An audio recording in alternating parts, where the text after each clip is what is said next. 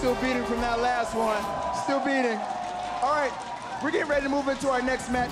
This is a battle of California. We got NorCal against SoCal.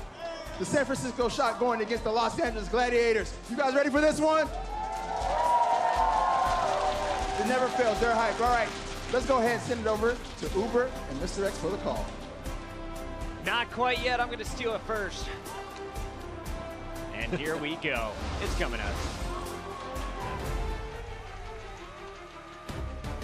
That's a nice catch there for Baby Bay. I think that made the difference in that fight. Been a tremendous defense here from the Los Angeles Gladiators. Honestly, this is just a fantastic read from the Shock. All the kills going in favor of the Gladiators. Great opening by Remix. Bring the thunder, my friend. Oh, Baby Bay on fire. 6 shot there from Surefour. San Francisco Shock, nice right clicks coming out of Nevix. They've got exactly what they need. And we are back. Welcome back, everybody. It's time for match 2 of the day. Are you guys still having fun out there? All right, Callie. Callie's waking up, so am I. It's time to reintroduce our desk if you're just joining us. We got Crumbs, we've got Reinforced, and our insider Zoe is back in action. Zoe, we got a big battle between 2 California teams. We do, and I think they're actually very evenly matched, so I can't wait to see which team is going to come out on top. It's going to be a good one. Let's jump into some of the details as we take a look at the full schedule for the day. We open it up. Game 5, 3 rounds in the final Game 5, and at the end, it's Dallas Fuel taking the big win over the Dragons. Now, though, the battle before we see the Valiant versus the Dynasty, and honestly, that is going to be the match of the day, major playoff implications. But we got to start it here right now with our 2 California teams. Let's welcome the first one to the stage as we give it up for the San Francisco Shock.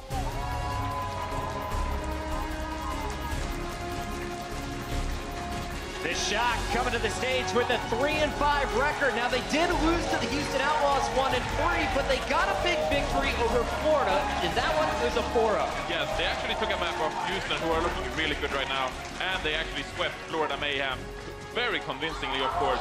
So, this San Francisco Shock team are having fun on stage, but they're also performing really well in game. So it's certainly possible, going into this matchup, that they can actually upset Los Angeles Gladiators, who are sort of underperforming at the moment. The challenge lives on. I love it from the Shock. Yeah, I talked to the coach, Brad from the Shock, and asked if the pressure is off. Now that the stage 1 playoff hunt is over for them, and he said the pressure to perform on the stage is still here. Every win and every map counts. They want to become a team that thrives under pressure. Well, that's the kind of pressure that they set on themselves, because when you're one of these teams, you set out a goal of improvement that you want to meet throughout an entire stage, and with the result and the record that they have, I don't think that this team is satisfied with where they're at. So it's all about pride. It's all about making sure that you have the right bicep form when you do your Baby Bay pose. But really, it's all about making sure that by the end of the day, you've reached the level of improvement that you wanted to have when you started the league. Sleepy not showing off his triceps quite yet. That is a look at the San Francisco Shock. Keep your eyes on Pretty Boy Baby Bay as he is looking to get some big picks today. He's gonna need them too, because they're going up against the LA Gladiators.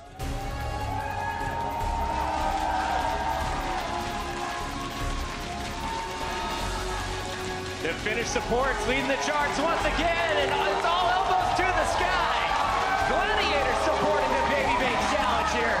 Love what's happening here from all of our players as they enter the main stage. And just like the Shock, the Gladiators are coming in at a bit surprising 3-5 record. They were also able to beat Florida, but I think it was that 4-0 loss to Boston that is really going to be in the back of their minds. They're looking for revenge today. And I think it's only because of the frame of mind when we saw them in the beginning, which was a team that has a ton of individual talent, but unfortunately, they have just been struggling as the weeks go on when it comes to team play, and that's what's been solidifying this team as a middle-of-the-pack team. And a win here would certainly make a statement saying that they are not okay with this position and that they are trying to be much better than what they're currently at. Yeah, you mentioned the individual talent, and I talked to the coach about the individual improvements within this team.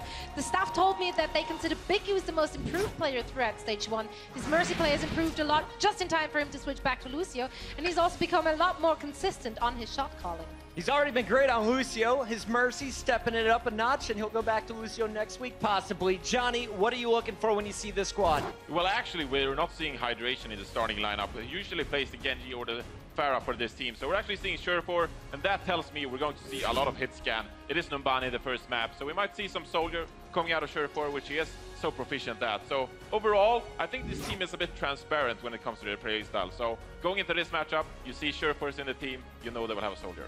We know the Shock are going to be playing with their core members, but we were at their house for the Super Bowl. EQO is now available to this squad. Snillo going to be turning 18 as well. But you got the core of San Francisco Shock going up against the core of the Gladiators. Let's talk about how these teams compare. Yeah, I actually talked to their coach and asked how the players from each of those teams are matching up. And surprisingly, he told me that that's not something they actually do. They don't want to see it in that term. They don't want to look how the players match up against each other because they feel like it's a team game. So that doesn't really matter because there are so many components going into that. I don't know, you don't look like you agree with this statement. That sounds like a whole lot of baloney. How are you not supposed to compare the individual matchups to understand the bigger picture? It's a duality. You've got teamwork, you've got the individuals.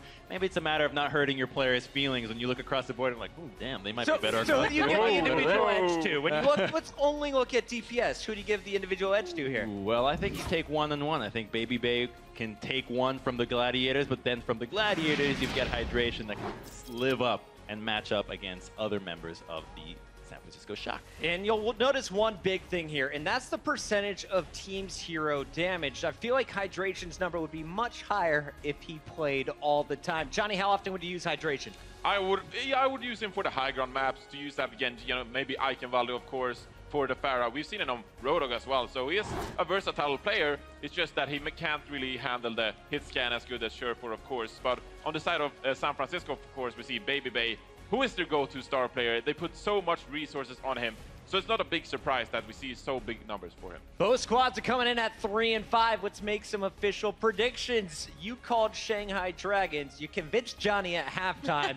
Who are you calling for this second match of the day? My initial belief was that it was going to be a 5-game series from the Dragons, but I do think that the San Francisco Shock have the advantage here. They have been looking significantly better. They've been improving. They're going on the rise, and the Gladiators have yet to recapture my heart. They had it in the first week, but no more. A few Gladiators fans booing you. I like it. Johnny, who you going with? I'm actually going with the Los Angeles Gladiators for this one, simply because Asher, here we go.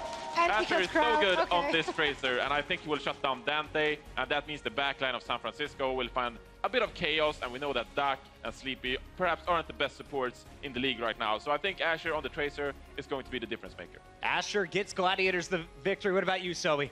You know what? The Gladiators have Surefour. They always have that curveball player in their lineup. And I think when Hydration is coming back in, slashing and dicing through the enemy lines, I think Gladiators is going to have the edge. However, I do think it's going to be a tight series. Well, you're the only one on the desk with the correct prediction so far here to kick off Week 5. Let's send it backstage. We got Uber and Mr. X for match number 2.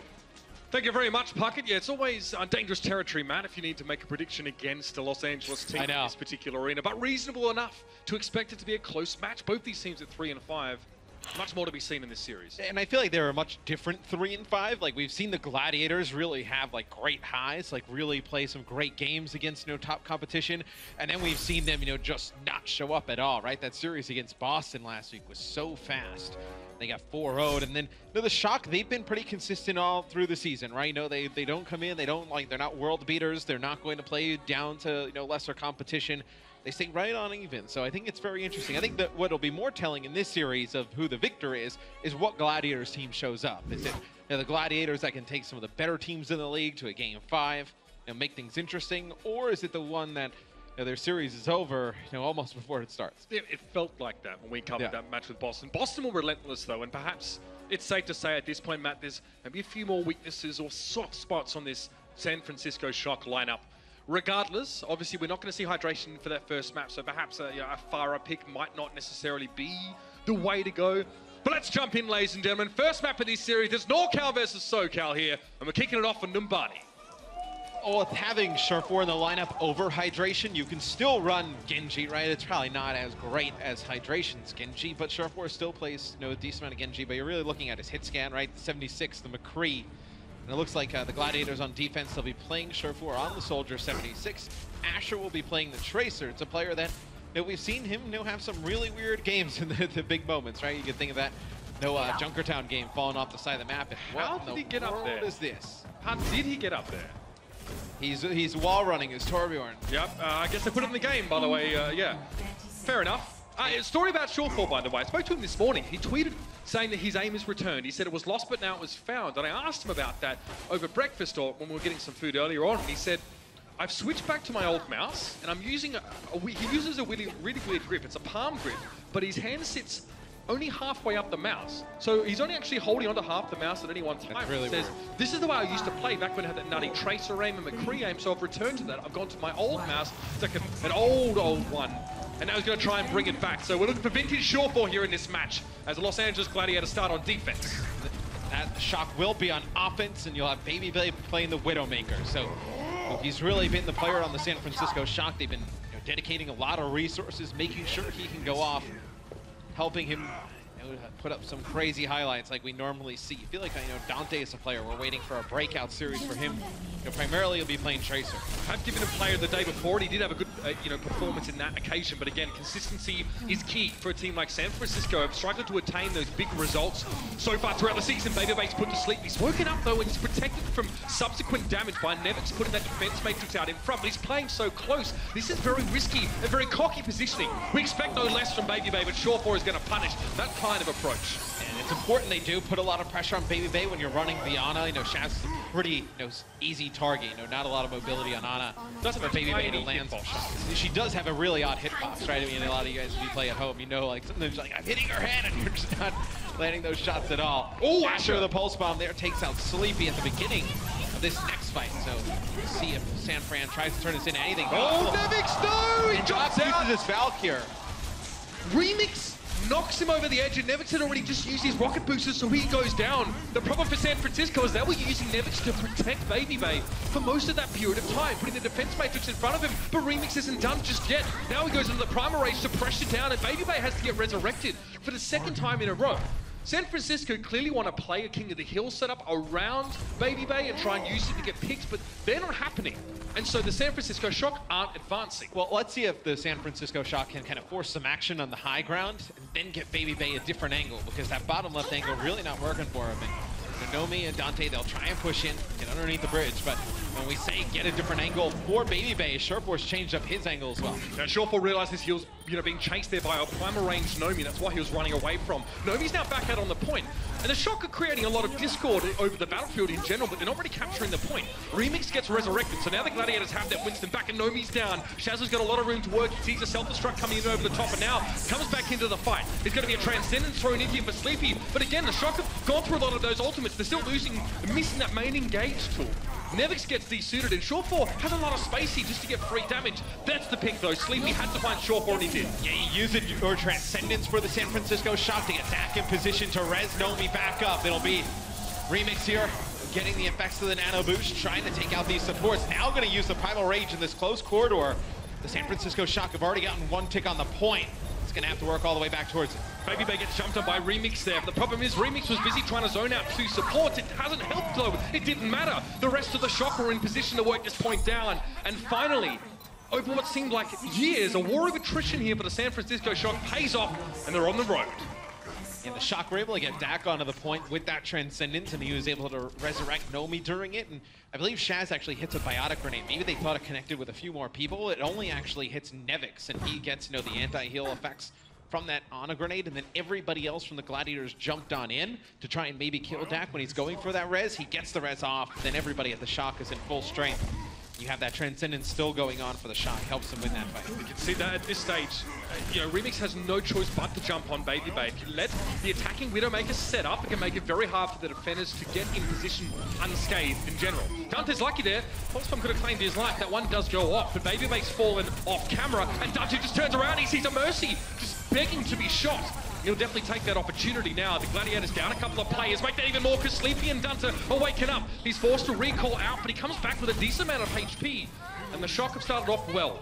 Just having the Widowmaker there for Baby seemed to put the LA Gladiators in a weird position setting up. And the Shock will have Primal Rage and both support ults coming into this next fight. It's just whether the Gladiators try and challenge this or not. And I was actually going to point out, Sureforce was playing the McCree there.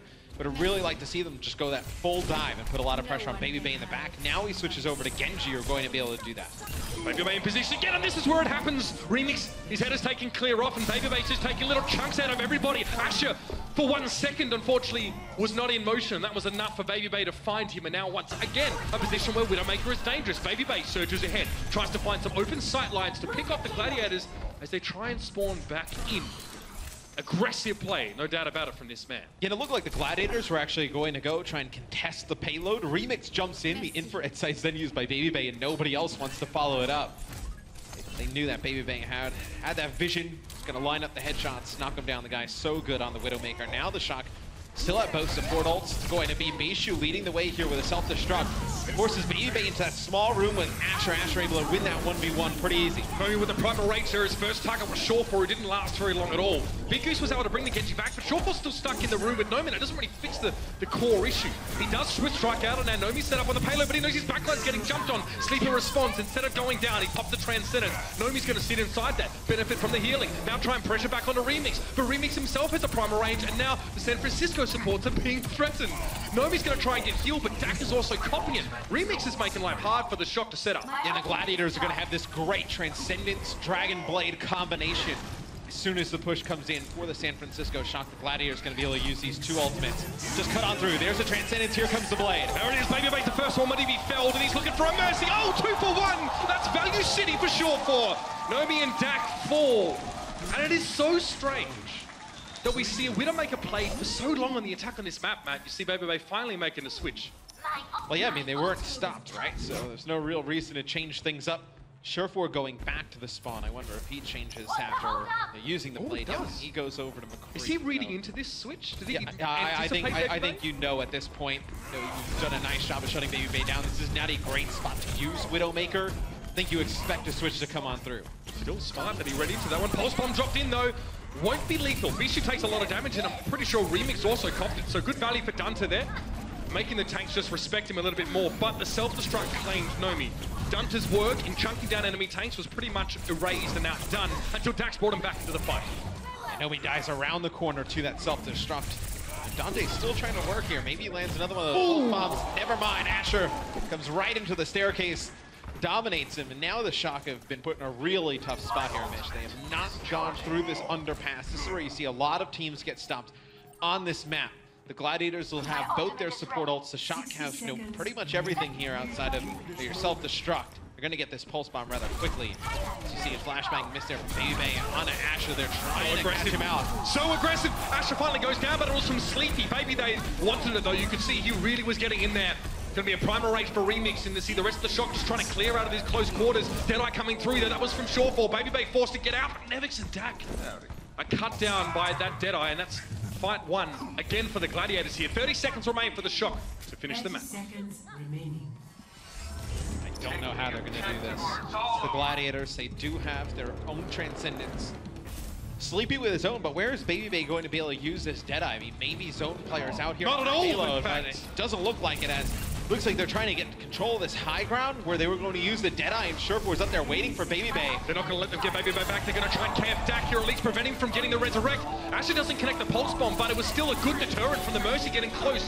Asher's recall is forced, so he drops straight in front of Nomi, who just gives him easy and free damage. Double Transcendence in over the fight here, and Bishu is looking for his next opportunity to get involved, and Babybay's just returning to the fight. Bishu needs to back away here, self-destructing over the top, which means Remix needs to try and take some shade, and Shawful, he goes down. The Gladiators now missing one of their main DPS players, and it's just the 2 tanks for Los Angeles that are keeping the payload contested. They're stalling, and in fact, they're doing a good job. They're not taking a lot of damage at all. We're in overtime, though.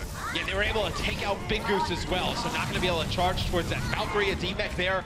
Onto Bishu. The Shock are now getting things going, Mitch. They're going to have a Valkyrie here towards the end of the game. Dante working towards another Pulse Bomb as well. To jump on with the tanks. Gladiators now, again, will want to stall this one out, hopefully win a fight, or at least give themselves the opportunity to have 6 players here, but Remix is already down early on.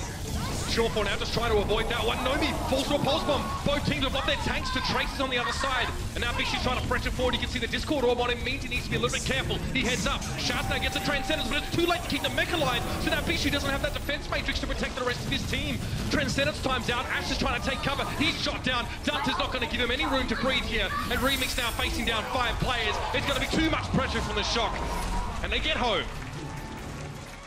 It was one fight, it was Dante. The next fight, it was Nevix. They were able to kill Big Goose real early. The first fight they kill him, he's like 55% towards his Valkyrie. He comes back, on the respawn, as soon as Dak uses his Valkyrie to bring back Nomi, it was Nevix who was able to find a kill on a Big Goose. 97% towards his Valkyrie. He never got that second support ult towards the end of the game for the Gladiators. Allows the Shock to finish the map.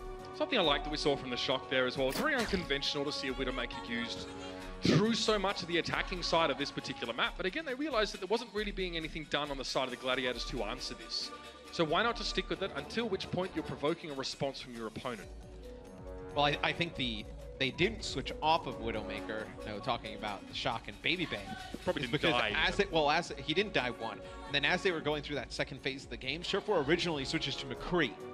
He actually plays McCree at the beginning. So when they see the McCree on the other side, they knew they're not really worried about that McCree versus Widow long-range battle, so you can keep continuing to play that Widowmaker. And then when Surefour dies, he ends up switching to Genji, and then that's when they get the second point. They start to go under the underpass. That's when they ran into a lot of trouble running the Widow. Really solid performance, especially in the later stages of that attack from Dante specifically. When we talked about him earlier on in the round, he comes out with 9 final blows, 2 deaths, and about 30% of his team's damage, which is slightly higher than average, I'd say. Most DPSs you expect to get about 25%. On Tracer, no less. So, we see Dante spend a lot of time sinking shots into tanks, trying to get rid of Divas and Winstons and stuff, and then look for the pulse bomb pickoffs. But good performance from Dante there as well, especially helping the San Francisco Shock get across the line. He helped them break the deadlock.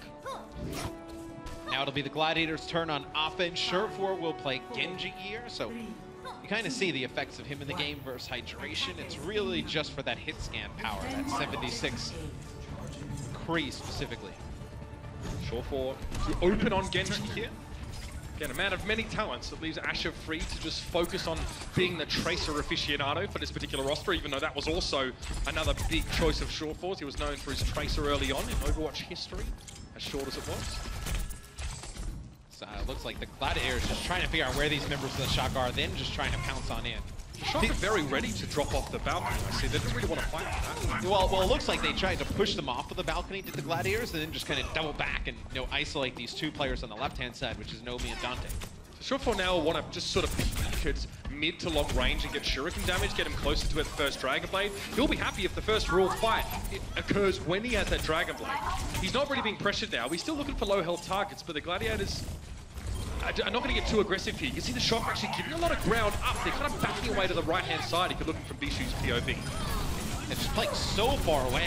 I feel like it's so difficult to get so much space here as Asher will take out Dante at the beginning. Most likely in a spot not going to see the res happen. That'll be 1 tick. It'll be Baby Bay using attack visor here. You're really playing around this. It has to go big. Gladiators like hugging that left wall here, trying to stay out of line of sight and forcing the Shock to commit to the point for them to get damage. Sleepy's down, brought immediately back by Dak with a resurrected beast. She's looking for Nomi here. Frantically jumps out of the way. Rocket Pack's there and Surefour's got a Dragon Blade. He'll be waiting for an opportunity to use it, but it might be time soon. Right now, we can't avoid the damage that Nomi's giving him, but he's being pocketed by their healing. Of course, a Big Goose. Surefour may not have to go for this. He can just sit back. The rest of the Gladiators had numbers. And it's interesting how they force San Francisco out of position, and then they just hug that wall and force them to face them, by committing to the point. Yeah, and the position the Shock are forced to use that tack visor in is not great as well. Baby Bay has to come around the corner. You have Bishu with Defense Matrix, a lot of areas for the flankers on the side of Gladiators to just get out of harm's way. And then you also have Remix with his bubble, and the fact that, Baby Bay has to come so far out that he's wide in the open, so many angles to attack him. Let's see what, okay, it's going to be a Primal Rage here used by Remix at the beginning of this fight. He's going to push deep in, try and open some lanes up. Gets cut down though. I'd say the Discord orb there would have been pretty important. Sleep would have made sure that Winston was picked up early. Surefour's just waiting. He wasn't detected. He's looking to try and get an easy assassination, but he can see that constantly Sleepy's being pocketed by Dak, so it's very, very difficult for someone to pick him up. Baby Bay actually gets the flash. Perfect. He aims the flash above Surefour's head outside of the hitbox of the reflect to guarantee that he got the stun, but he still goes down. Surefour hits a swift strike in the nick of time. Yeah, but you bring Baby Bay back into the action. As you did use, your Transcendence there for the Gladiators. It was a little bit late.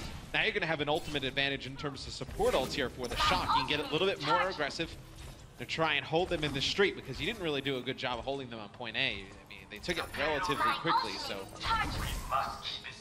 So you can see it's incremental, tiny increments that Payload is just scooting forward as the Gladiators are trying to, both get some information on where the Shock is set up and try and make some progress here. They don't want to feed ultimate percentage. They don't want to start a fight unless they're ready to commit to themselves. So again, this might be the opportunity for them to go in here. We can hear that Valkyrie being used by Big Goose there, but I'm not sure for already. He'll be brought back up, and Big Goose has to give up his life to the Deadeye and Baby Bay in order to get Shawfall back on his feet. Asher, though, out towards the side, close to a pulse bomb here. But he knows he's being pursued himself. It looks like Dante's out for blood, and Asher now needs to back away. He's not even looking at his assailant. He knows who's behind him. I don't know if he's going to be able to get away. They're fighting in the top left room at the moment, and Asher looks like he can escape. But that's a pretty lukewarm fight from the Gladiators, man. Yeah, and it's, Surfforce just trying to dive Baby Bay in the back, but Baby Bay right now getting the best of him, and then it's forcing the Valkyrie out from Big Goose, and then he gets hit with that Deadeye, and then Baby Bay is able to take Surfforce out again. So dedicated a lot of resources to try and get Baby Bay if you're the Gladiators. Didn't work out. Be Sleepy, who picks up Shaz from a distance. I don't know for Big Goose to use his res on the Shaz, but you lose Remix here at the beginning. Not looking good again here for the Gladiators. Big Goose already used his Valkyrie in the prior fight, so San Francisco have two support ultimates they can just hold on to until they're ready to use them. It's a huge advantage for him. And Baby Bay is already built up to another Deadeye. He used it in that last real fight. This one just kind of falls apart at the beginning. For the Gladiators, Surfforce will switch off of Genji and go over to McCree. So a sign is that you're not able to really get in the back. Because look, I mean, Baby Bay, he's getting pocketed by Dak. You have Sleepy right there as well. It's basically like a 3v1 when you dive in as Genji.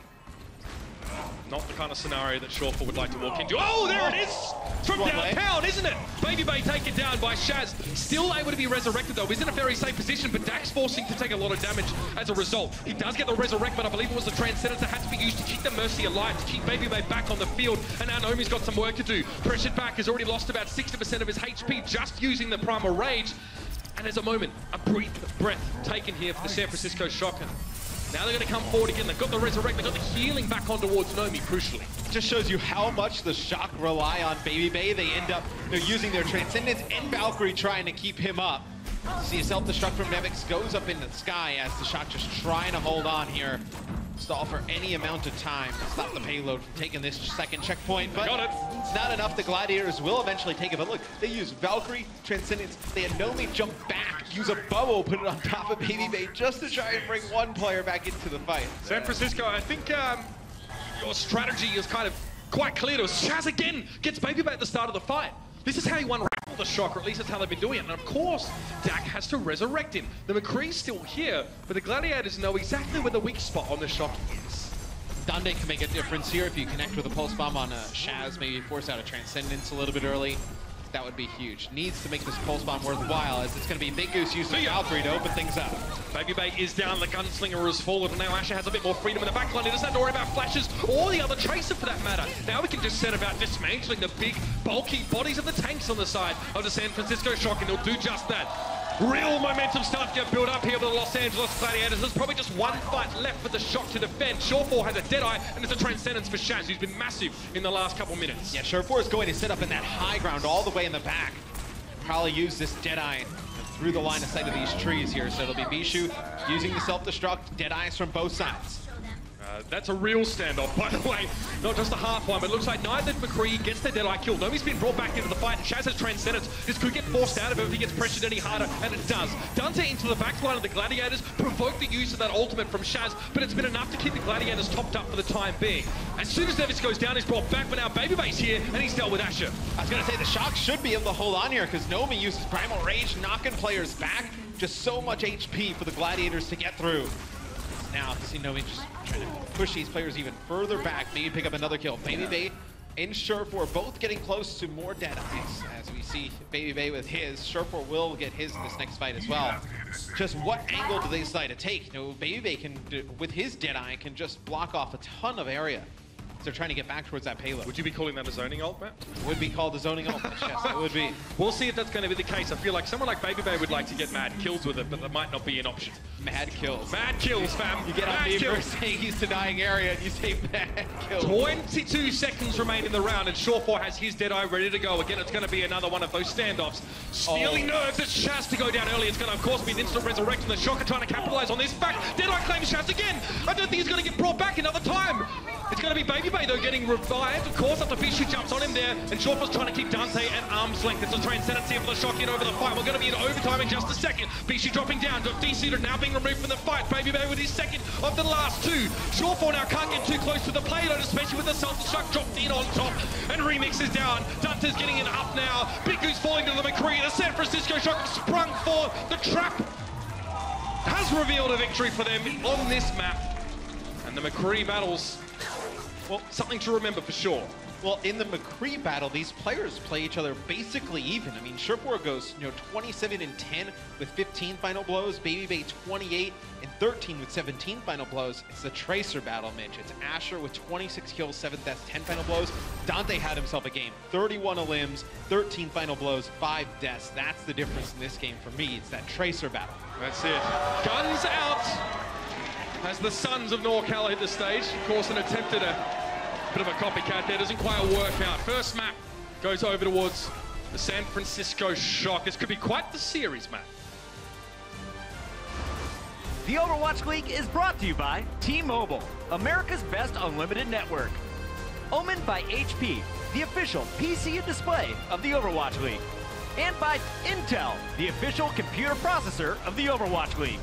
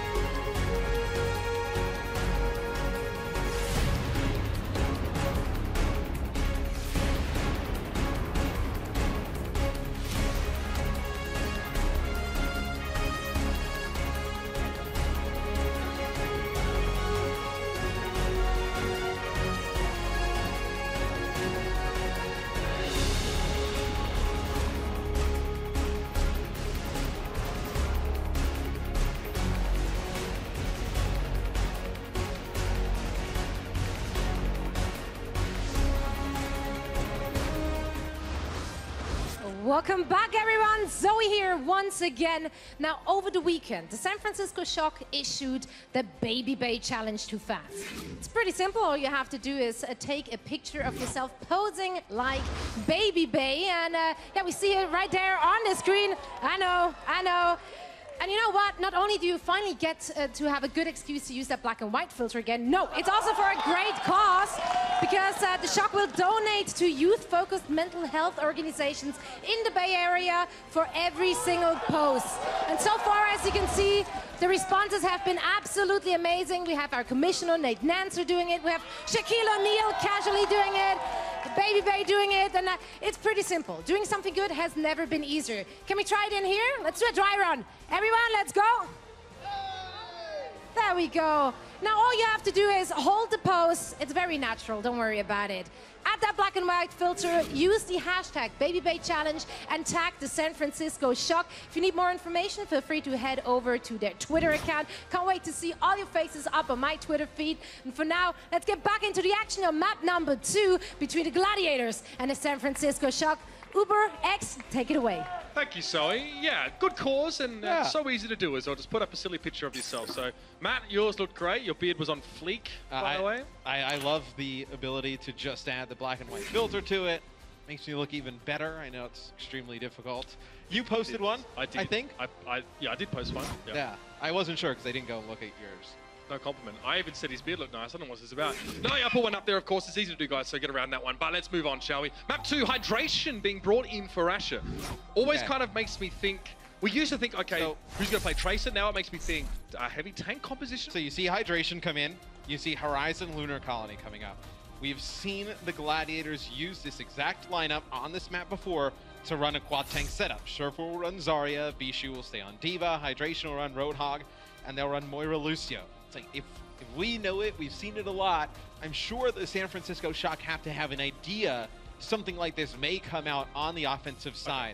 We are talking about the San Francisco Shock, who had more trouble than almost any other team in capturing the first point on this particular map when it came to the attack. So okay, knowing it is one thing, Matt. Knowing you're going up against a potential heavy tank composition is one thing, but what do you do about it? Look, I think you can run dive against the heavy tank competition and work. I think Junkrat is obviously great against those tanks. So that worked well for Soul. You'd build up Riptire so quick. I think there's a lot of different ways you can do it. One way I don't think is great is if you run the Widowmaker on defense, because then they're gonna barrel to the point, right? So you lose line of sight unless you have a Junkrat and some other players get in there, force them to move around, whatnot. So it'll be the Gladiators on defense first. So won't get a chance to see if they run that tank comp yet. Okay, again, the Gladiators gonna set up here with the Junkrat in tow. And the Shock, who have, by the way, I think they've shaken the monkey off their back, and they actually have managed to take this point since their streak of disappointing performances on this particular map. But again, I'm sure they're going to be thinking about it, because the Gladiators aren't going to be messing about here. They're going to have the Junkrat in play. The Sombra's even going to be there defensively, which is interesting. This is like the newest tweak of the Sombra, use on this particular map. She's stealing Wes's bedroom. You can't do that. The man's not even home. And you kind of have an idea that the Gladiators probably won't play the Roadhog Junkrat on defense, because they just don't really have the comp too, right? I mean, Hydration can play Junkrat. We really don't see, Bishu play Roadhog here. So kind of have a little bit of idea what to expect from the Gladiators. We'll see how the shot comes out and plays. They all actually run, so they're going to use Sombra on offense as more of a secondary support. Build up towards EMP, use it on the point. The Gladiators are going to have Sombra, primarily as the DPS. And Sleepy gets hit. Okay, so this health pack's already hacked. So as soon as he comes around the corner, knows that there's going to be a Sombra on the other team. What do you do? Do you stay with a Sombra of your own? Because all the health packs, obviously, the defense spawns a little bit closer to it, going to be controlled by Surfer. You can't hack health that's already hacked by another Sombra. So we need to wait for that to time out. You need to wait for their hack to sort of, finish its duration. So we'll have to see what Sleepy chooses to do. Well, for now, he's just going to head back to spawn, I suppose. Dunter's also collapsed. Baby Bay pressuring the point. Doesn't quite have a full tick and won't have it here, especially with two tanks staring at him forebodingly. The Shock are going to back up. He has built up towards Dragon Blade a pretty considerable amount. Up to like 70%, 80% now. Nomi just knows the Dreammates don't see him. He's standing right there up on the bridge in the open. But anyway, Nomi's up here on the high ground. They're trying to push in towards the point. And neither Sombra's really done a tremendous job of building up towards that EMP just yet, because the fight's been so spread out. Not really an opportunity to really kind of farm those health packs. Here's going to be Bayley with a Dragon Blade early. Oh, Baby goes in for the instant reflect for the extra damage, but it's not going to work out. Hydration was the first to respond and remove the Genji from the picture. Sleepy is actually going to be able to find a kill on towards Big Goose here, and it won't give him his EMP, but it gives him a decent position here. They've got to come to him. He can get an early hack. Well, there's no point hacking Bishu right now, but he can just spray him down with that Uzi. When he backs away again, another unsuccessful fight for the Shock, but still now, Sleepy goes back and gets that health pack hack. He can get control of the health pack. You can come back in here with a Shock. Baby Bay switches to 76, another point. May go over to the Shock here. It's going to be the Riptide that comes in from Hydration. Remix jumping in towards the point as well. Oh, there we go. Riptide finds his target on towards Nomi here, and the Shock are kind of happy just getting incremental results here, just getting a tick at a time and waiting until they've got 6 players. Hydration catches Dante though out, who's hiding in the corner, as an easy pick for the splash damage of the Raft. And if Dante doesn't die there, they're going to use Valkyrie and invest in this fight of the other Shock, because they actually got Doc to res Nomi back up, and then as soon as they res Nomi, he's about to get Valkyrie, and then Dante falls. So don't end up using Valk, have it for this next fight. Both teams, their Valkyrie. Both teams with EMP. That's going to be super interesting, right? I mean, whoever gets the first EMP, provided they get the other Sombra, should come out on top. Well, it'll be a mind game, right? Because the Shock can't really play for the point here, because they're not going to create an area where Sleepy is going to be able to get his off. That's great from the Shock. They went in deep, then got the EMP. Hydration, though, looks like he didn't get EMP. He had his abilities available to use, and it was enough to burst Nevix down as he was trying to access the backline. Now Nevix gets forced back, and Baby Bay looks down the barrel of a very angry Simeon. Just pops a bubble on top of him. Shawfall, though, looks like he still has his EMP, and the Shock have made minimal progress. Bishu desuited is something. Baby Bay with a tactical visor. The timing is good because there's no deeper in play here for the Gladiators. Easy damage. No, the EMP comes in, but Baby Bay's not able to find his targets here, and they're shielding up on the point. Hydration and Remix make the most of Shawfall, preventing the Shock to use their abilities, and that looks like an easy wipe here, even though Nomi's been resurrected. Very close for some reason. And what would have been ideal for the Shock is if you still had Baby Bay playing Genji, and you got the same EMP you got, because Sleepy was all the way in the back. You needed to get an EMP away from the point, because if you played on the point, it gives Sureforce such an easier advantage, right? You can just throw the Translocator and EMP, you never get yours off. Sleepy went into the back line, he got the EMP off, but there was just no follow-up. We saw that. We did indeed see that Bishu tried to cover the back line there, and the defense matrix worked out. I think he was hacked at the time. Now there's a Riptide here for Hydration. This could be a rough fight for the Shock. They've had to switch over towards the Ana. They've given up on the Sombra approach, and Dax already taken down, already lacking their mercy with only 9 seconds left in the round. It's just one by one they're falling here. Hydration. And they must be Dominoes, because the Gladiators have got the number of the Shock, there's no doubt about it. Baby Bay dropping in, Concussive Vine thrown immediately as Nomi gets to the point. So he goes to half HP. The Riptide just thrown in this direction, and that's going to be it. Once again, the Shock failed to launch here on the Lunar Colony, Matt. This seems to be a uniquely personal issue for them on this map. Yeah, it's a really off map for the Shock. I mean, maybe, you know, on the offensive side, they just haven't really gotten comfortable with a comp they feel great about. I thought, you know, playing around Sleepy and the EMP was interesting. They probably didn't expect Sureforce to play, you know, Sombra with, you know, 2 supports as well on the defensive side. It's kind of weird, though, because normally you kind of feel as an attacking team on this map, it's like, I'm going to play Sombra, and they're probably not going to have one, right? Yes. They're probably just going to have, you know, standard 2-2-2 composition, and I'll get to have all the health packs to myself. But as soon as Sleepy comes out of spawn, he almost gets caught by a Junkrat. The poor lad translocates across and realizes the main health pack he wants as an attacking Sombra is taken. I mean, you've got to make an adjustment on the spot. You've got to decide, do I even play Sombra anymore? Can we play around this? It's hard. I mean, do you go back to the spawn, switch off of Sombra right away? It's probably a team that's like searching for answers on this map, and maybe that's a strat they've run in scrims and they've been getting comfortable with it. And then you probably don't expect to see Sombra on the other side, and then you're like, oh, what the hell do we bust now? You're not really too sure. You're forced down a neural pathway you have not yet traversed. Yeah. Okay, so, and it's true, perhaps the Shock hadn't considered that as a possibility, or maybe they hadn't. Sleepy still said, you know what, stuff it. I'm going to get enough ult charge from just, you know, killing tanks and, you know, shooting other players, and I'm going to try and get the first EMP just to win the fight. To be fair, they were able to get control of the Mega Health Pack underneath. And they did use EMP first. And they did get the EMP off. It's just you didn't connect with Bishu, you didn't connect with Hydration, who at the time Bishu plays D.Va, Hydration playing Junkrat. Right. They were able to prevent a lot of that damage. Was trying to dive the backline that had been EMP'd, but guess who wasn't EMP'd? It was Hydration on the Junkrat, who just blew Nevix up and prevented him from diving at all. So let's see what the Gladiators decide to do. This is the team we see them run, quad tank with this lineup, and they're actually going to use. So they're going to throw a little bit of a wrench in here. Maybe they know that the Gladiators, they run this comp all the time with the quad tanks. The Shock know that, and to throw things off a little bit, you run Doomfist. Okay. I mean, again, a lot of these tanks are going to get thrown around quite a bit. Doomfist has incredible mobility. We saw what Effect was able to do with him on, Temple of Anubis last week. That was fantastic. But and Doomfist is great on this initial point A because there's so many close-in walls and areas where you're able to just blow people up with that rocket punch. Well, it can also get blown up by Junkrat grenades for the same reason. It's kind of the problem. Hydration, playing in close quarters is always a risk. He goes so deep into this one. Shaz found Babybay early on, so the Junkrat's now no longer an issue, but Dante responds. He's found the Doomfist, and both teams are down 1 DPS. But Bishu's managed to find his way into the bank to deal with Sleepy. Babybay needs to be instantly resurrected, but Bishu will take 5 with the rest of the Gladiators here.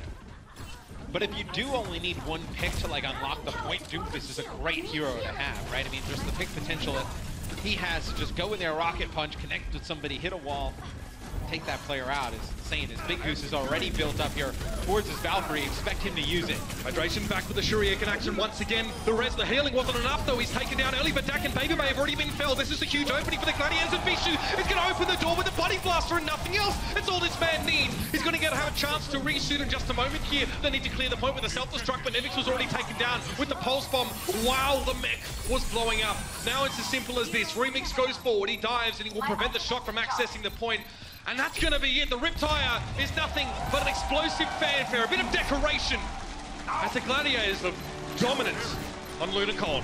Yeah, it's a map that the San Francisco Shock does not excel at. The Gladiators took advantage of it. Great defensive hold on point A. All they had to do is pretty much get 2 ticks there on point A to win it. They have Hydration come out on Doomfist, gets an early first pick. Gets their Valkyrie up, and they're able to take this map. That's going to get the Shock's blood pumping map, there's no doubt about it. A hard-fought first map, and then for them to drop the second here, it seems so easy for the Gladiators just to hold them off now. We go into the second half at 1-1. It's going to be quite the series. Show me your biceps, ladies and gentlemen. We'll be back after the halftime break.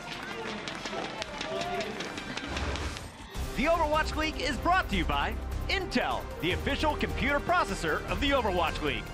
T-Mobile, America's best unlimited network. And by Omen by HP, the official PC and display of the Overwatch League.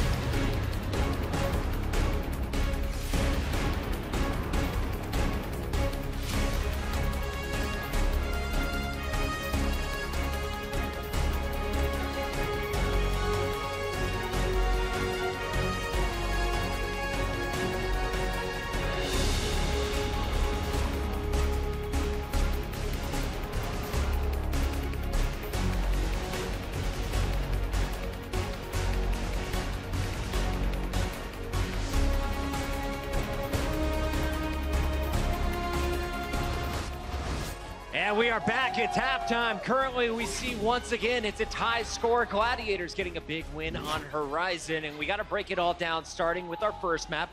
We went to Numbani, and today we were wondering who will the Gladiators be fielding. Well, they had Surefour in the mix, but it seemed like San Francisco was ready for it. Yes, and it was what I highlighted at the start of the series, of course, that BabyBay took out the Widowmaker, because when Surefour is forced onto the hit scan, the Widowmaker is really the counter, you could say, because you're able to play this long-range game and get those picks.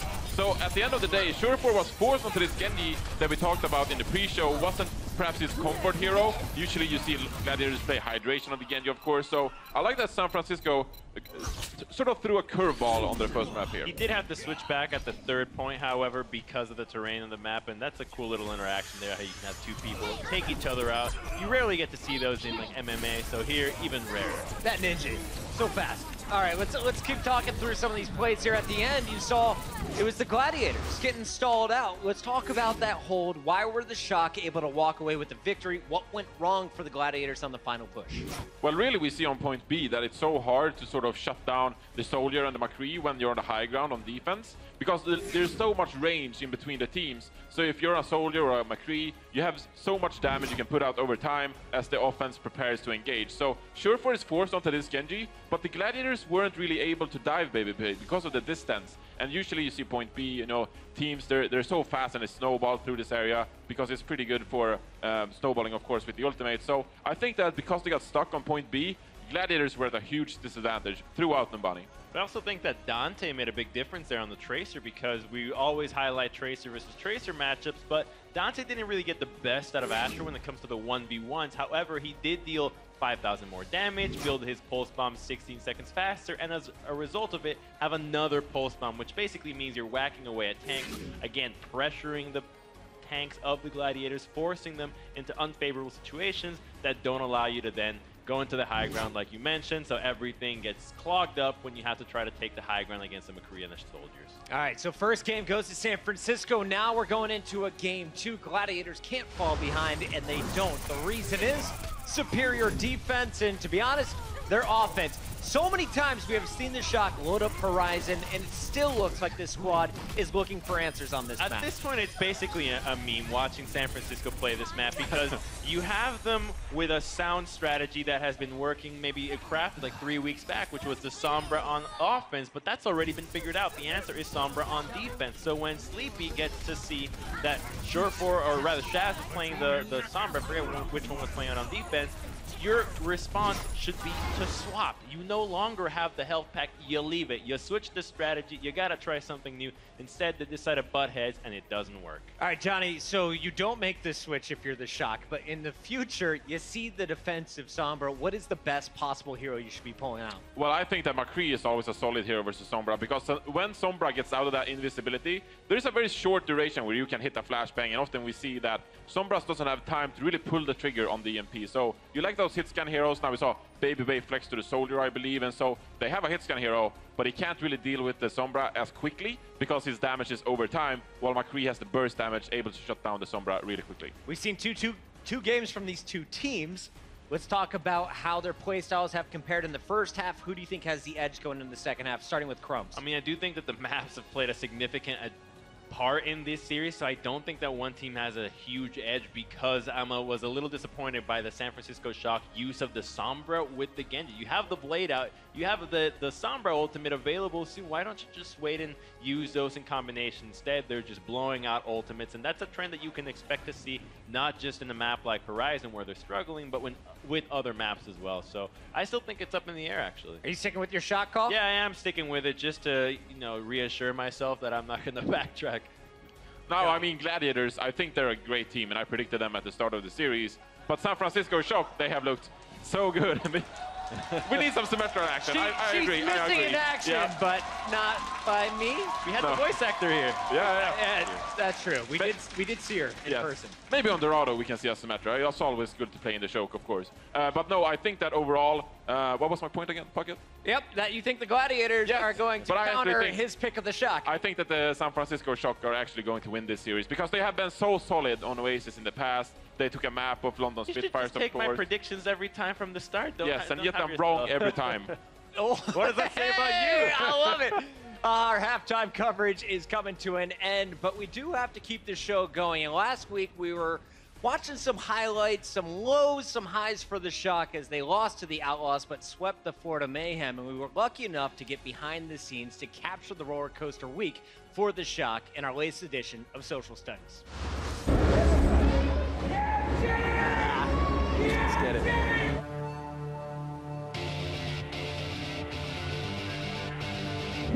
I think we should just play our game. We reviewed our last game. We talked about what we should improve on, and we'll just work on that and play our game. That's it. Man, it should be a lot easier because Linkster's like their best player. No flame, but like Linkster's just good. He's insane. So if they don't have him, that's like one of their biggest assets.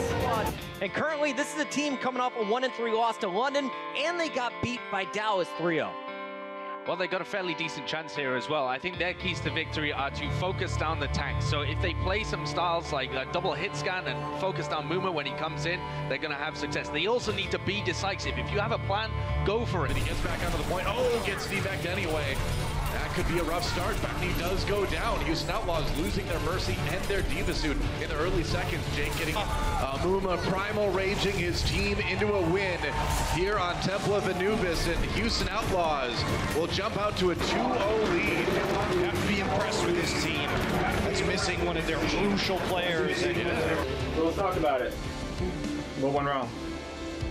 The main thing, though, the main thing that's happening to us over and over and over again is Jake is like living a long time in every one of these fights. It's the same thing that happened against Dallas, right? Seagull lived a long time. And the longer Junkrat's on the field, like the worse it gets. So like coming into the second half, we need to find a way to take Jake out of it. Nearly immediately here.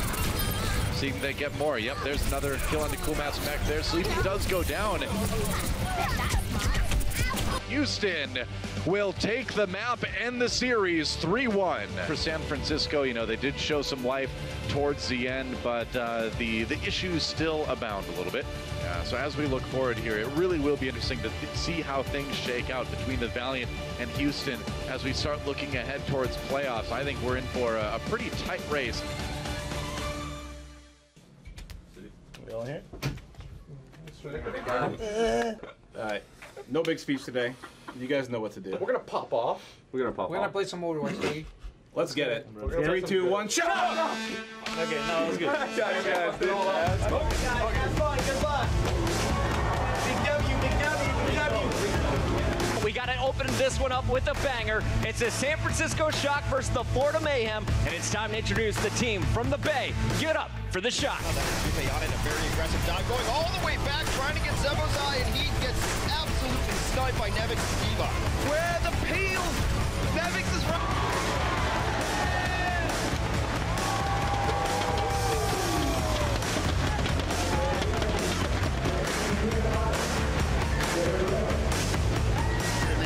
In his hands immediately. It's not been a great Bastion game for Sleepy, that's for sure. So he's going to get off and onto a more comfortable hero. Baby Bane, meanwhile, hitting headshot.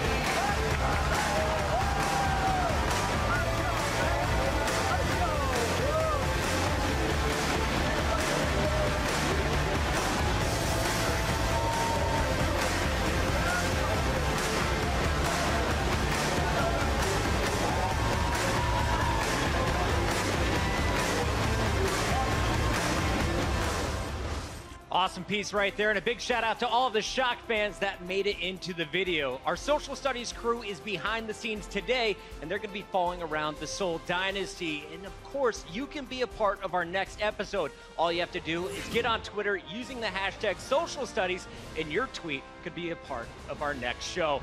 That's going to do it for our halftime coverage, but remember, we still have at least 2 more games between the San Francisco Shock and the Gladiators.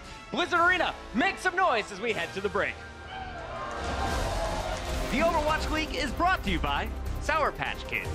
Sour, sweet, gone.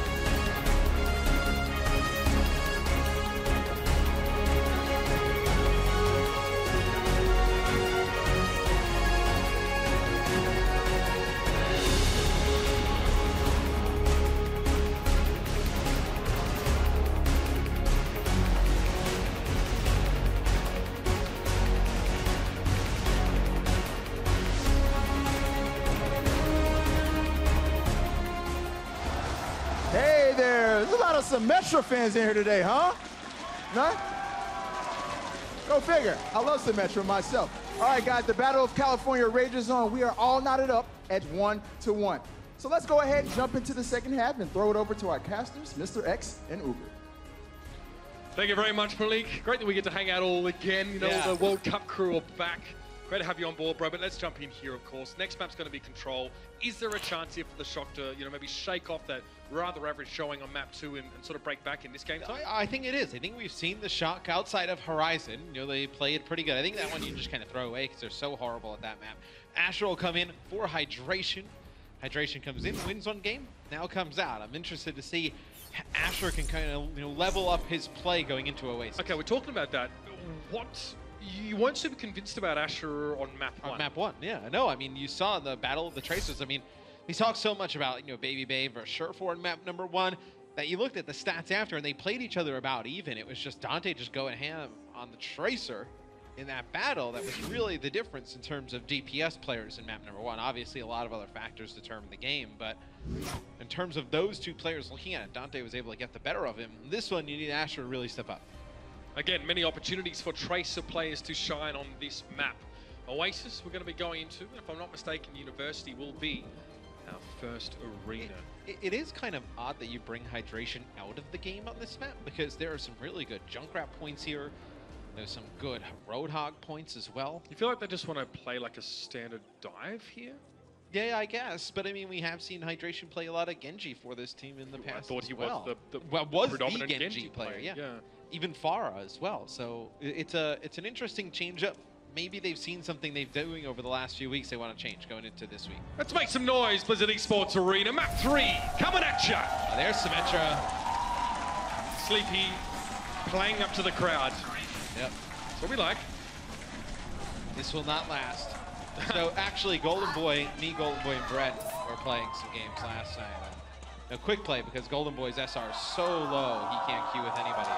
And I was running primarily the Symmetra for our team.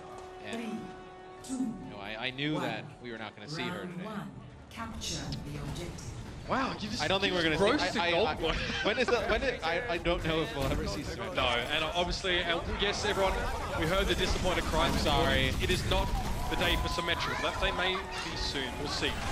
So, the San Francisco Shock take the high ground to start things off. You can see they're trying to get most of their big tanks up here and go for a little bit of a battle, but it's all about the Gladiators so far. They're winning out in these damage trades. Sleepy and Dante go down first, while the Gladiators are going to be more than happy for the Shock to try and front up. It's like they just get the better of them. Don't worry, there's no Dragon Blade. We're just hearing strange sounds from elsewhere. Surefour is getting close to a Dragon Blade. No Dragon Blade just yet. That would be rather quick. He's already 80% to his blade compared to, you know, Baby Bay just 30%, just because the Gladiator is able to dominate that first fight. Ash now back in over the point. Once again, on a Dragon Blade. It's okay. Again, Opportunity wants to try and build up his pulse bomb here and make his way through. As the Gladiators in control of the point right now. Again, this could be a target here. Quick defense matrix thrown out in front, and there it is, Surefour. This time it's actually a Dragon Blade, guys. 2 kills already. Dak and Sleepy both falling, and he'll get a D-mech as well. Nevix now forced to do it on foot, or Shank's Pony as they call it up in the UK. Asher gets himself 2, and that'll be enough. And Asher still working, has the pulse bomb to use.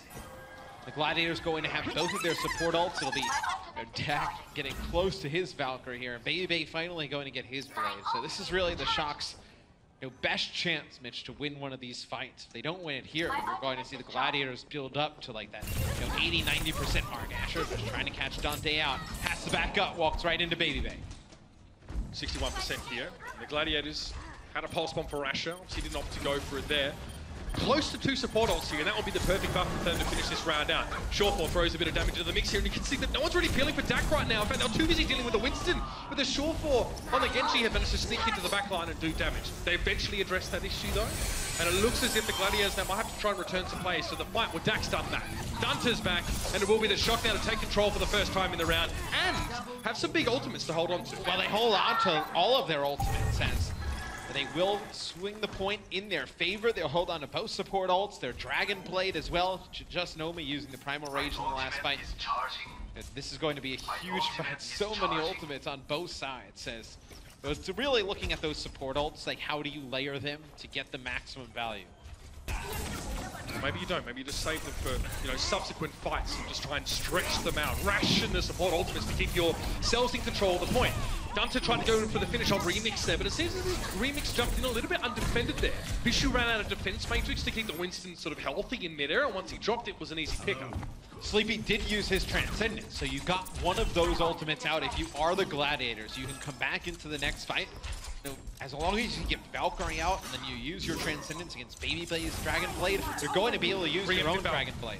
You're going to use the Valk before the fight starts, Matt. This is interesting. Focusing more on the healing here that Dak can provide. And you can see he's giving it to Nevix right now. Shawforce forced to back away because Nomi, oh no, he got knocked off the edge there by Bishu and didn't have any cooldown left in his rocket. And you can't even res that either. You're in Valkyrie. Now it's going to be Big Goose using his Valkyrie, and Shurfor is going to pop off for a big blade here.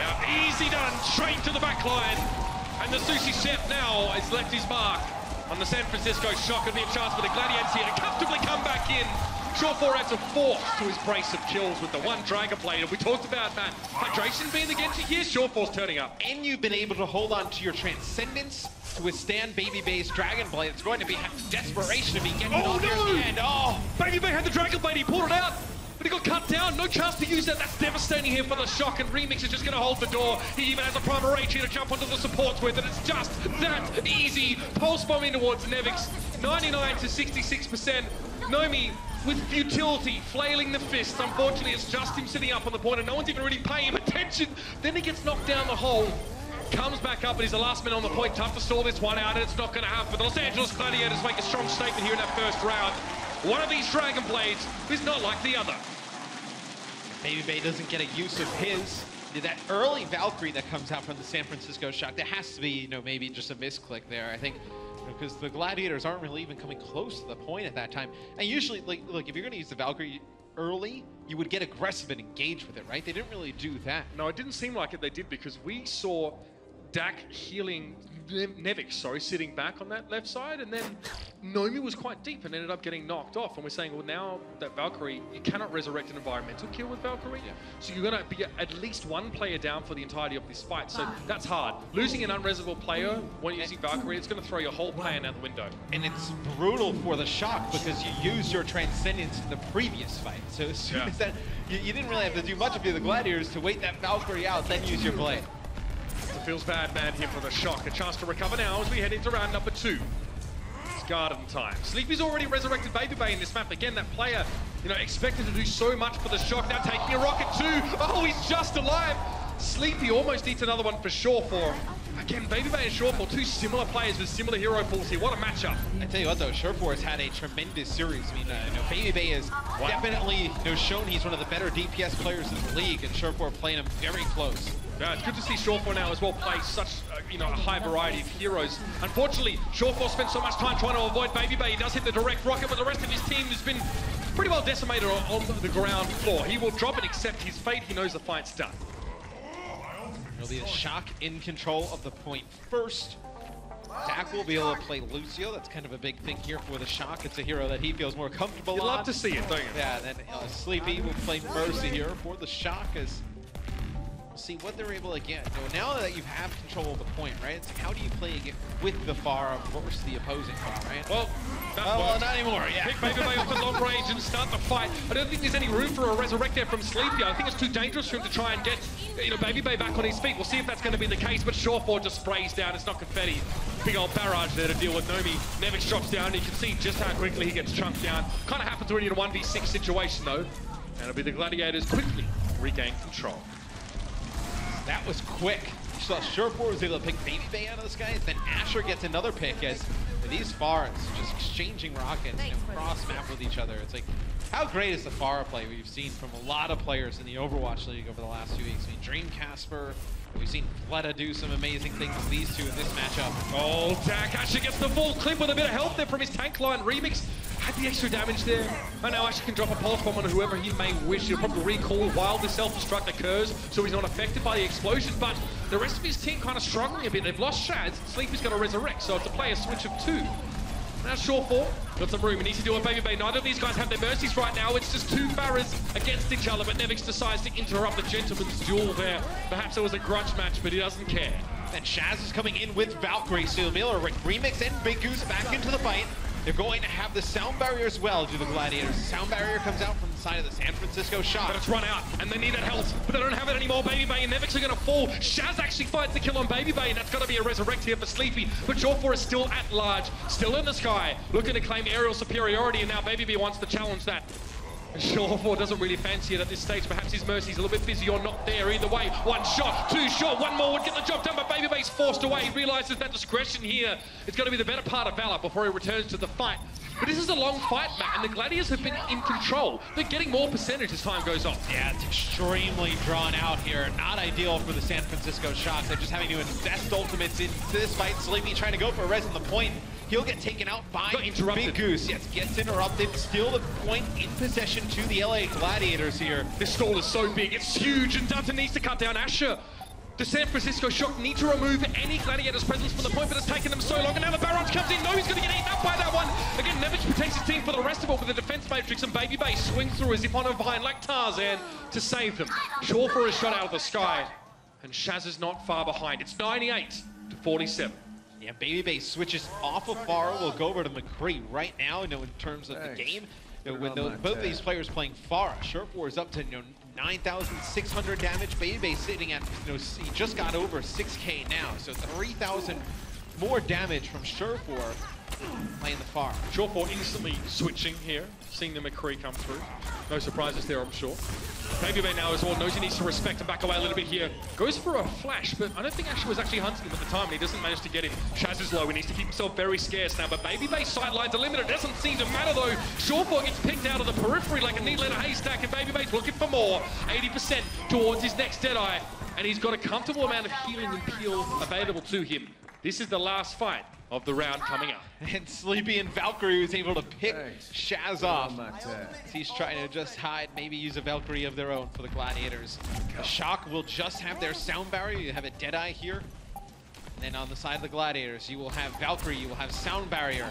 See if Jawfor can build up towards a blade as well. The diving Baby Bay, they don't need to get rid of him. He's the centerpiece of his team, and every tank is looking for him. But now he's going to come in with a Deadeye. He hits the ground, but his defense matrices and barriers in front of him. He doesn't get anything, and Asher finds the double. The Mercy's down. That's the opening the Gladiators were looking to find, and now they can exploit it. No resurrect potential for the San Francisco Shock. It's Jawfor can have a field day.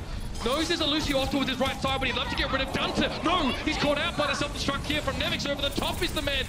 The Swede now getting his blood up, a little bit of bloodlust and rage to pressure in, but Dunter sees that most of his foes have a sound barrier. It's hard to get any pickoffs, and Jawfor's back in the fight though. It's Dragon Blade time. Baby Bay forced to get out. He's being healed, but it's not enough healing at all. No matter what Shaz did, he was going to fall there. The Dragon Blade found its mark, and that's it. Map 3 Gladiators. Jawfor able to build up from 30% all the way to a Dragon Blade in that final fight. They need to res him once, and the sound barrier comes in. And as those players start to trickle onto the point, there's nothing they could do to combat that Dragon Blade. So rough as well. Asher hitting that double pulse bomb kill. The Mercy going down there was what really hurt the Shock. They needed that one in the fight. It didn't help. The Baby Bay also fell into that same stroke, but Jawfor has had an excellent performance here on this Genji in general, Matt. Dragon Blades have been incredibly efficient and well-timed in order to give their team the edge in some of these fights. And now, regardless if you're a Valiant or Gladiators fan, I'm quite sure there's a lot of hopes on these guys. But the Battle of North versus South continues with one more map. The Overwatch League is brought to you by Omen by HP, the official PC and display of the Overwatch League. Intel, the official computer processor of the Overwatch League. And by T-Mobile, America's best unlimited network.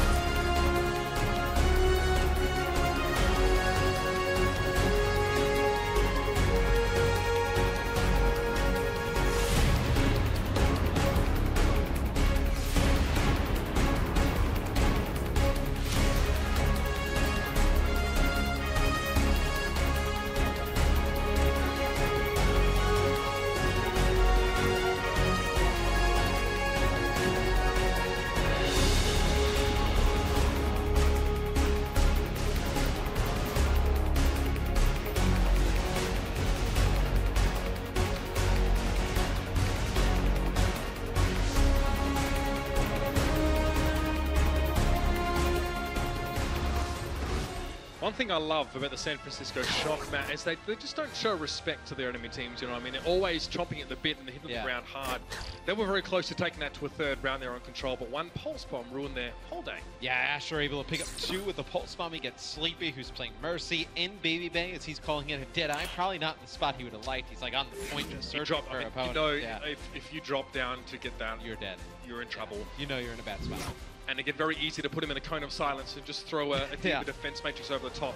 We have one sub coming in here. It'll be Hydration. That'll come in for sure for. So you bring Hydration in on this map. He plays primarily a lot of Junkrat for this team that you can kind of look when they have him in the lineup. He's playing a lot of Junkrat or Roadhog. When he's not in the lineup, that's when they like to play, Hitscan or Genji Tracer. At least it starts to seem like that this team's kind of leaned on. So this is a map where we see, Orisa, Roadhog, you can even have D.Va in the mix. Asher can play the Widowmaker at a high level, so maybe you see some of those comps coming out for the Gladiators. No changes for the Shock. Yeah, sometimes I call it Janky Town because that's what I feel like some of the team compositions you get. They're like kind of janky, thrown together, patchwork set up, You try and do maybe a lot of different things or just the combinations of heroes that you wouldn't normally go for in other circumstances because obviously, there are very close quarters areas, then wide areas, then platforms and verticality, and then lack thereof across the map. This stage especially as well, as we see a lot of Widowmaker play, that's probably one of the more exciting, more high-octane parts of this particular matchup.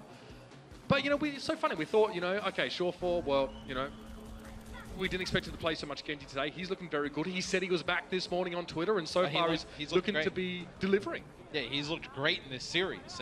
Really kind of going toe-to-toe with Baby Bay, who's we've been really high on as a DPS player. So it'll be the Gladiators on defense first. So they will go with Shaz playing Roadhog. Interesting. Hydration will play Junkrat, and you'll have Asher play Widowmaker. So you're going to go solo support with Big Goose playing Mercy, trying to just heal up a lot of these high HP targets, build that Valkyrie rather quickly. Yeah, and, love or hate this team composition. This is probably the last week we're going to see it in competitive Overwatch for some time, ladies and gentlemen. So let's make the most of it here and let's see what these two teams can create with it. I mean, we saw some interesting moments. I think it was from the Gladiators, actually, who just tended to walk off the map on one of their attack against the Boston Uprising, I think it was. Yeah, Shaz was playing, I believe, Bastion and fell off the side, and Asher playing the Widowmaker. Probably thought he had an extra, charge of his grappling hook. Didn't have it in his back pocket. The Shock will play just a triple tank, with Dante playing Roadhog, Nomi playing Orisa, Nevix will play D.Va. He is very low at the beginning of the game. Probably takes a shot from Asher. Here. Baby play Widow. Same for both setups here. Similar compositions. No Widowmaker on the attacking side. Dante caught, just eats a bit of damage. Now, if you're Hydration, you should have a good idea of the target you caught with a trap, given the fact you didn't kill your target from the explosion of the mine. Baby Bay picks him off that far right-hand side, and then he knows that they're going to go for the res, tries to push a little bit forward. Good help from Bishu there to just boot him out of the way. Baby Bay now as well looking to try and wrap around the side here, put easy damage into Shaz. Shaz is now pinned for the moment. If he wants to try and get out, he needs to wait until his take a breather cooldown is available.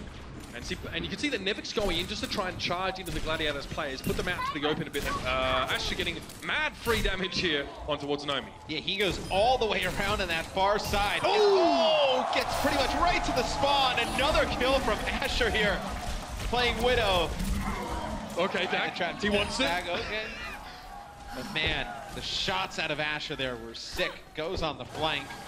And Nomi's just standing there, just getting pelted in the back of the head with bullets. Yeah, I mean, how anticlimactic would that have been, though, if Asher gets killed by Dak there? I think that's why he saved some face. Mercy even has a voice line that goes, you might not want to tell your friends about that when you get killed by it. So I would agree. We want to avoid that. It's a Widow player. Oh, Hog's here for Shaz, though. Oh, he just hit Dante as well. The shield's gone down. He's hit him with the left click, and now the Valkyrie's going to be in play. Dak brings Dante up immediately in the shot, continuing to try and apply pressure. Good hook. Shaz gets caught out, but goes for the take a breather now as well. Mitigating damage and getting the health back. Time for the whole hog. Is he going to have enough heal and protection? He does. Remix bangs a shield down in front of him, so Shaz can actually get the whole hog devastation without taking too much damage in response. But Remix doesn't get to cover in time. Nevix also gets a DC on towards Bishu, and Asher is being left upon by Nevix as Goose tries to keep him alive desperately. Yeah, they don't have another res to bring Remix back in the fight, which would have been huge because he has a supercharger. Could have used it right now as Nomi drops his for the San Francisco Shock. A few kills going in favor of the Shock as it's just going to be Asher alive. Okay. He's got two, but they do get that first checkpoint. Yeah, again. The Shock are going to be spawning very close to the payload here, so Widow picks don't mean a lot. Asher probably allowed himself to be eliminated there by Nomi, so he'd spawn back with the rest of his team. Reasonable, I feel.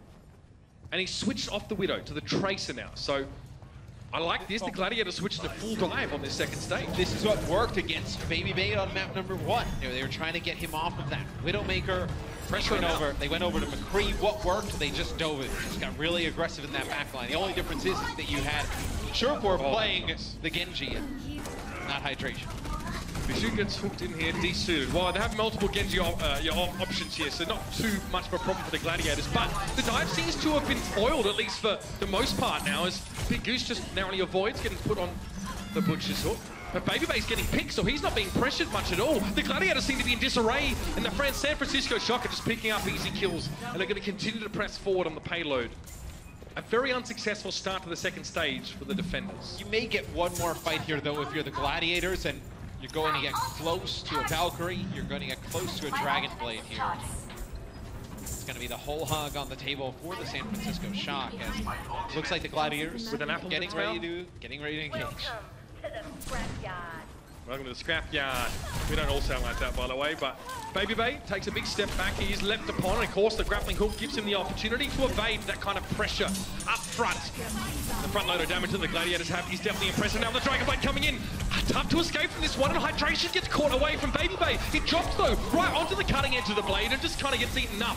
But Hydration only gets the one kill for the channel of the blade, despite being deep in enemy territory. Now he has to back away and try and reflect frantically. They're going to engage pretty hard, though. They do have a Transcendence here. The Gladiators are pushing on in. Nevix gets hit. Nevix hits Hydration there with a self-destruct, and it's going to be Nomi now dropping his Supercharger as the Shock trying to turn this in their favor. You can see there's a lot of messy fighting happening inside. Remix is able to get out alive, though, and tries to use a couple of, fist swings there to knock people around. He's fallen to Babybay, though, and the Shock continue to apply the pressure. Ever closer to the point. They give it Shaz, just picks up Sleepy. He's going to take more than that, though, I'll be honest with you. Shield drop down. Nomi now just able to gun Shaz down as he tries to approach and stall things out. Big Goose goes for the Caduceus Blaster. He's been successful with it in the past, mind you, but gets very little for it. And that'll be it. Second checkpoint reach for the Shock, and still a good amount of time in the bank back. Yeah, the Gladiators invested a ton into that fight. A Dragon Blade, Valkyrie, Transcendence, Primal Rage. Nevix picking up that one kill with the self-destruct. Then Nomi dropping the Supercharger, adding that extra damage. Babybay was able to pick up some nice kills with the Widowmaker.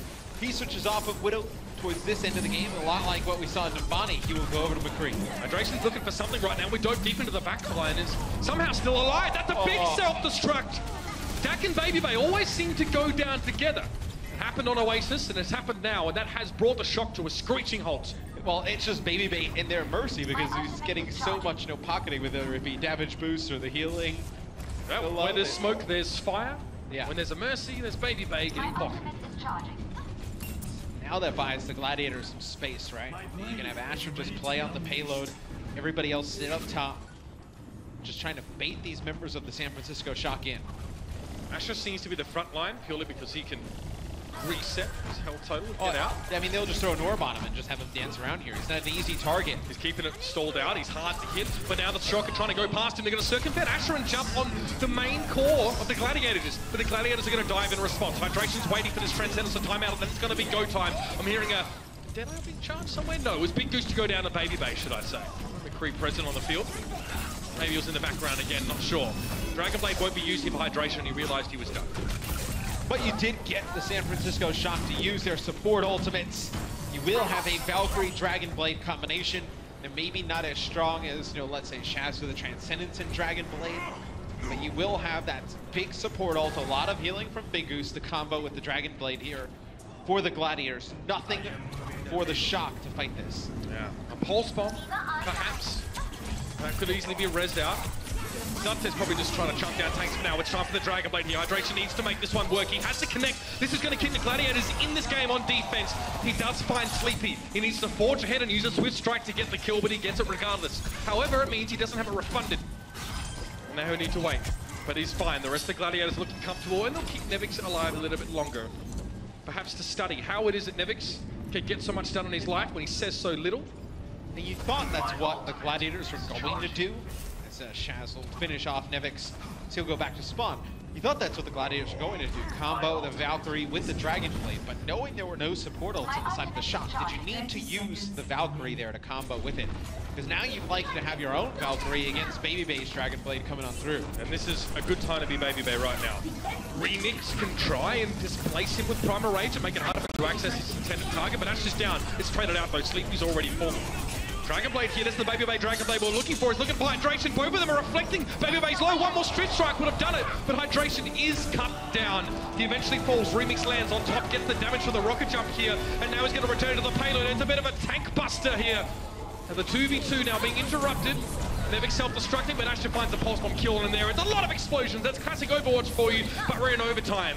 Dunter's going to try and get onto the payload, but it's really just him for the time being. You can see off to your left, Babybay and Dak are going to join. Dunter somehow has stayed alive, and that's a good sign, but the rest of the Gladiators spawn a little bit closer, and now they're there to heal. Up in the air is Big Goose. You can see Primal Rage for Nomi trying to push him back. How have they let Dante stay alive for this long on the payload? Transcendence going to come out here for the Gladiators. They're going to have their Valkyrie again. It's going to be both support ults here coming online for the Shock. There's the Transcendence, keeping everybody up until Dak and Blade's Valkyrie. Hydration gets 2 for 1! Again, Dak and Babybay falling down. You know they're going to be sat so close to each other that it's so easy to splash damage across and get the two of them. That's what the Gladiators were looking for. That closes the book on that attack from the Shock. They use the Transcendence so Dak can get Valkyrie. What happens? He gets Valkyrie, but not enough time to get a use out of it. Hydration just slices through the San Francisco Shock to help the Gladiators hold on D. It is quite surprising though how often, you know, Babybay and Dak have been, you know, caught out like that together, and it does happen. Yeah, I mean, he's pocketing, but this is what you do. You pocket your DPS player. Yeah. You keep him alive. There's nothing memey about it. But time after time, we see the Shock that are losing these 2-for-1 situations here, or just getting, it's a lot of value for the Gladiators they're able to achieve because those two players are literally positioned so close to each other. And it's difficult if you're Babybay to just try and protect Dak, because you probably have like 2 or 3 players diving you as well. You're so a Soldier 76. And most of the time they're using ultimates coming at you, specifically the Dragon Blade. So what do? I mean, you have a Dragon Blading player coming at you, whether it be Hydration or Surefour, that player is most likely getting either healing, whether it's Harmony or their Mercy as well. It's like a no-win situation. Well, I mean, the Soldier 76 has 0 disruption, 0 CC, very limited self-peel, but the fact remains, Matt, the reason why the Shock lost Oasis was, you know, they lost both Babybay and Dak to 1 pulse bomb. This time, they were not able to win the fight because they lost them both to a Dragon Blade. It just happens. It's unfortunate the way the chips have fallen, but as it stands, the Gladiators look to take away this entire series here, and they just have to finish the map. So the Shock will be putting their nose to the grindstone to prevent that from occurring, to prevent the Gladiators from getting 3 checkpoints here. You know, earlier in the season, in the stage, we saw a lot of, Junkertown games go like, multiple, times to the distance. I feel like lately we've seen more teams get stopped, going all the way completing the map. Just players learning how to complete the map. So the Shock definitely not out of it. And it's the different takes that teams now have on this map as well. We're seeing a couple different picks thrown in here. You're going to take Hanzo Widow. You're going to take Hanzo Widow Bastion like the Gladiators. You're going to go, 4 to the floor with an Orisa here to protect them. So we have not seen, the Bastion out of every team recently. This time we will see it out of the Gladiators. They'll go triple tank, Bastion, with Asher playing Widowmaker, just trying to get some picks. This is pretty defensive positioning from the Shock as well. They've completely backed away from this. Maybe worried they don't have the tech to deal with this. They've lost Dunter as well. And it's not in a resible position, and Hydration is just going to sit on the body, and that's going to be huge. You're not going to have that extra damage to break down this Orisa barrier. Camping the corpse of the Junkrat here. Shaz gets hooked in, but takes no damage there for whatever reason. Bishu with the defense matrix. Great work for Bishu to defend his Bastion. Glad you caught it, Matt, and now Hydration's going to come forward. Looking for Nomi. Gen can just take a breather, absorb damage for days. That barrier's eventually going to break down, and the Gladiators have a chance to regroup behind the payload. That's a very good concussive fire, but Shaz is set up now in a static position. Chunk away the tanks, and it's easy as that. If there was one player the Shock couldn't lose on defense early, it was probably Dante. Yeah. And he came back. That Junkrat. He comes back, he hits a fat concussive mine. Everyone goes in all different directions, but it was too late by then. And that'll be the first checkpoint here coming up for the Gladiators. Time so far has been good. The Gladiators switch off of this. we usually see when teams start to get rolling with the Bastion, them kind of steamroll through the map. Maybe they could have rode this out a little bit longer, because Sleepy just switches over to Zen, so you're not really giving up a ton of ult to him if you stay on Bastion for another maybe minute or so. Captain Planet, you've used my Dante's Inferno one-liner on a stat. For real, dude? I can't use that anymore, thanks. A good point, though, he does lead, performance on Junkrat on this particular map. So losing him, the best performing player in the league on Junkertown on Junkrat, that hurts. We'll use a Riptire here. Trying to pick up the Valkyrie Mercy, but we got Big Goose. That's a big pick. Not going to be able to use the reses or that Mercy ultimate anymore. The Gladiators, this is a wash of a fight. Now, Bishu trying to get away with his mech intact. He actually manages to do that. That's quite big. Asher going down. So now you'll see the Shock push forward here. They can disengage from this, but they do want to just get an early pick. Oh, respect the Genji. And then try and, and they can back away. Just try and bleed some time up the clock here is the idea. And yeah, Nevix here, giving him the defense matrix so he can get those easy shots, not take more damage. Nomi was dropping in barriers as well. It'll be a self-destruct from Bishi that goes in deep, connects with Sleepy. Okay, so Bishi trades himself out to get rid of the Zenyatta, but guess what? Mercy gonna bring back Zen. And the Gladiators have lost another fight almost before it started there, with Big Goose getting blown into bite-sized chunks. And now we have the reset once more. Shaz close to the Transcendence, but this is classic Baby Bay, by the way. This guy would believe he'd take on the whole world if you gave him an inch. Again, he's feeling confident here, it's clear to see. Don't know why, but he is confident. Starting to hit some shots on the Widowmaker, that's why. That's it, starting to pop off. Sleepy getting close to a Transcendence. Transcendence available for the Gladiators. Asher, though, working around this bottom side. Maybe he can get a pulse bomb up top. It's a really interesting position. You see where Nomi is? She's not preventing the payload to move on forward. Super weird, bro. Yeah. How annoying. Asher says, look, I'm going to commit a pulse bomb to dealing with this. Enough of this shenanigans. And then Nevix finds himself all on his own, surrounded by a sea of purple. And that's not the last thing you want to see. And he's not even in a position to get res there, Nomi. Nope, not happening. He's able to contest the payload and prevent it from moving forward, but the hydration now with this Dragon Blade on the offensive side. They have Dragon Blade plus their support ults. Be a huge combination coming in. Dragon Blade Shock want to invest into this, though. That's the bigger question. Remix gets more than he bargained for when he dropped in here, but he's looking for his Zenyatta. Oh, Sleepy, no! Gets completely broken into pieces now.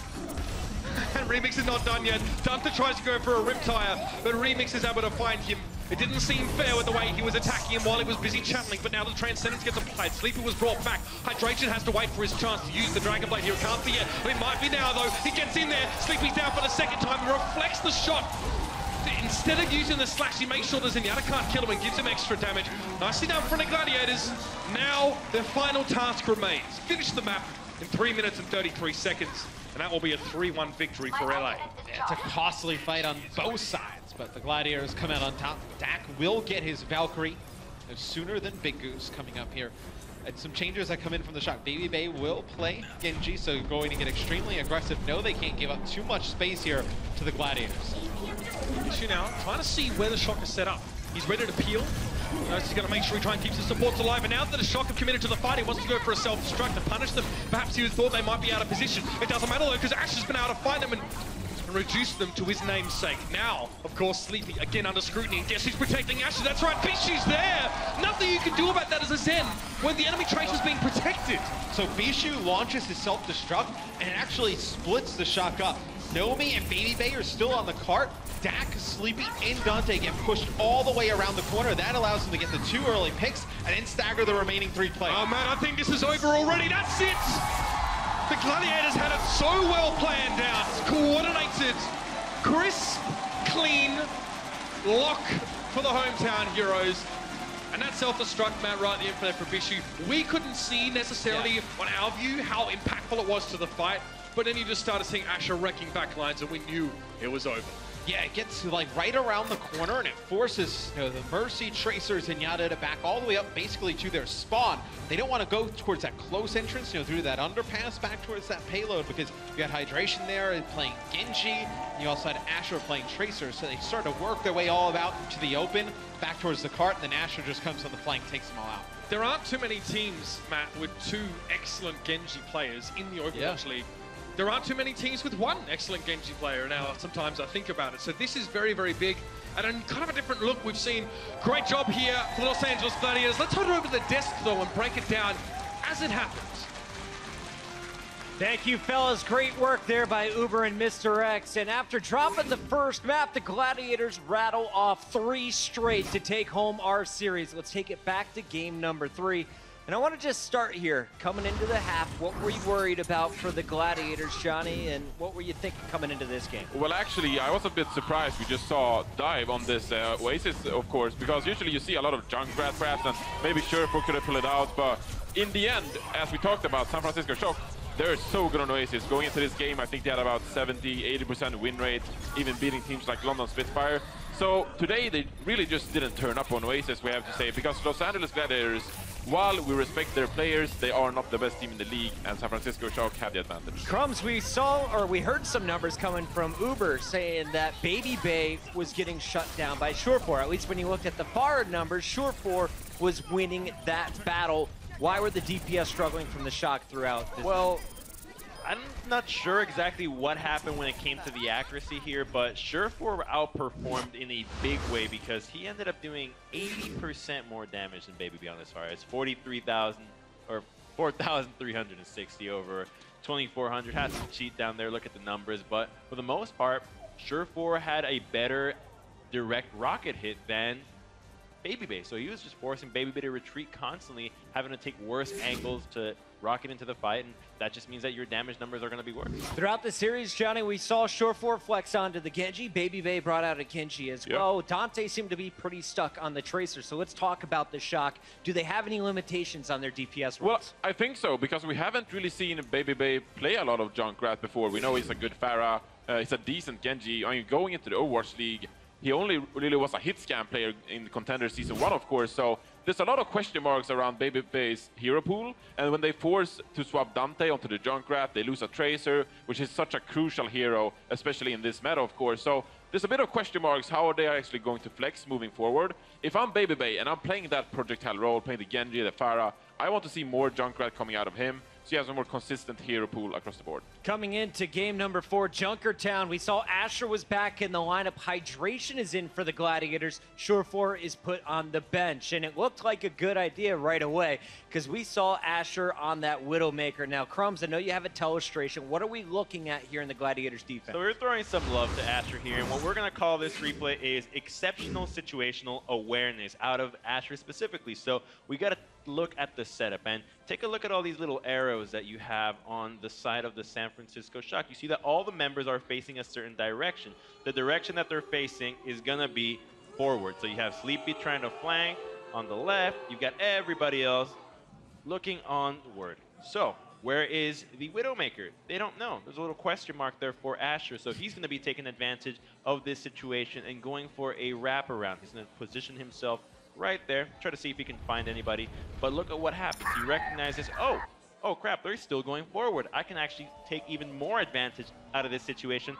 How about perching myself up right about here? And only Sleepy, you see that little arrow right there? He now sees that Asher is there, but I'm not sure what's going on. Nobody's calling out anything, so he gets the opportunity to position himself on the high ground, completely uncontested.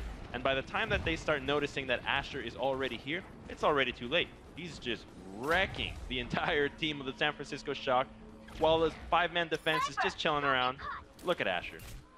And he's hitting these shots. Baby Bay rotated over. He tried to shut this down, but Asher gets the best of him, and the shots just kept piling in. If those shots didn't go down, you had to think this is Shock setting some record time, because if you look back, the very first pick was on Hydration. Asher kept the Gladiators in it. At the end, I was doing the numbers. The Shock had 3:05 going to the final push onto C. Gladiators actually beat that time by 30 seconds and were able to push the payload further. As we take a look back at some of the highlights, Johnny, what were some of the key moments in this game? Who had a big impact? Well, throughout this series, I think that Asher really was one of the better players. I hyped him up before the game on his Tracer.